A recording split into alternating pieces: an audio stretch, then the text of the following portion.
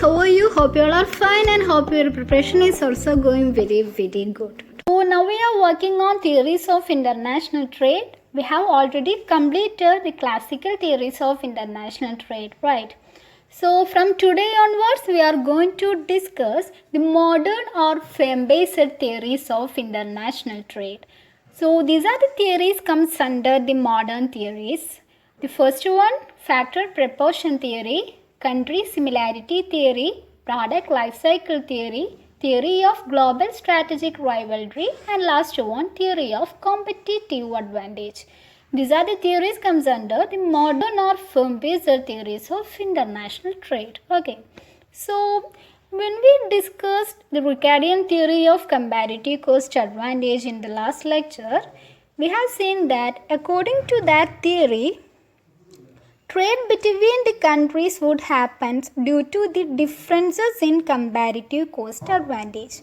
It means according to him, the differences in comparative cost advantage is the reason for conducting the trade between the countries. So his perception is okay, but he failed to explain what are the reasons or the sources of comparative cost advantage. He failed to coin that reasons in his theory.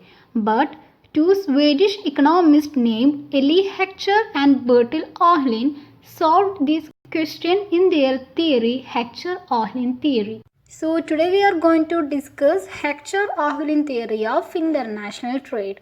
So let's start our theory.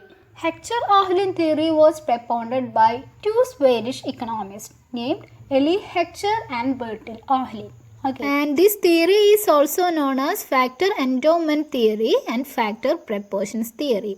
And this theory is a 2 into 2 into 2 model. That is, the number of participating countries in a trade will be 2 and the number of commodities will be 2 and the number of factors of production also will be 2. That is, labor and capital. So what does this theory means? This theory says that the trade between the countries occurs from the differences in factor endowment between the countries.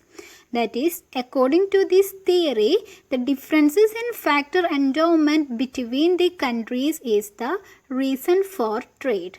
So what is meant by factor endowment? Factor endowment means the amount of factors of production such as land, labor, capital and entrepreneurship available to a country. I repeat, the factor endowment refers to the amount of factors of productions available to a country. So the differences in these factors of production between the countries is the reason for trade.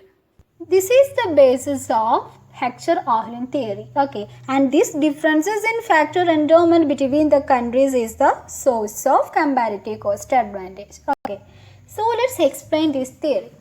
According to this theory, a country would export products that use their abundant and low cost factors of production and import products that use the country's scarce and expensive factors of production.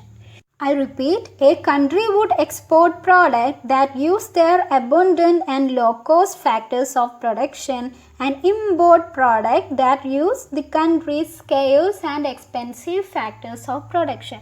It means some countries may have more labor and less capital and some countries may have more capital and less labor. Okay. So according to this theory, the country with more labor would specialize in labor intensive product and export the products to other participating countries.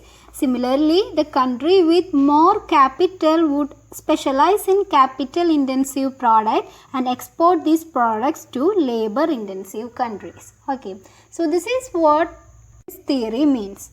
So what is the logic behind this theory? Take a capital intensive country.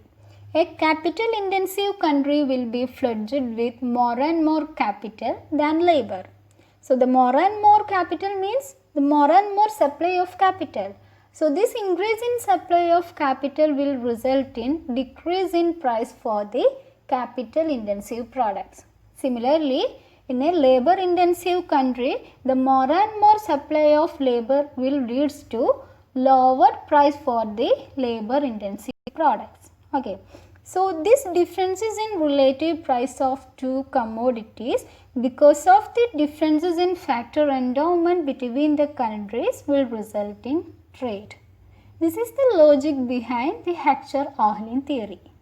So, according to Heckscher-Ohlin theory or factor endowment theory, a country would specialize and export those products which uses their abundant factors of production and import products that use the country's scarce factors of production. So, this is what the Heckscher-Ohlin theory says about the mechanism of trade. But in 1953, a Russian-American economist named Vasily Leontief opposed the concept of Heckscher-Ohlin theory with a contradictory statement. And this contradiction is known as Leontief paradox, which we will discuss in our next lecture. So, and all the very best for your upcoming exams, and thank you so much.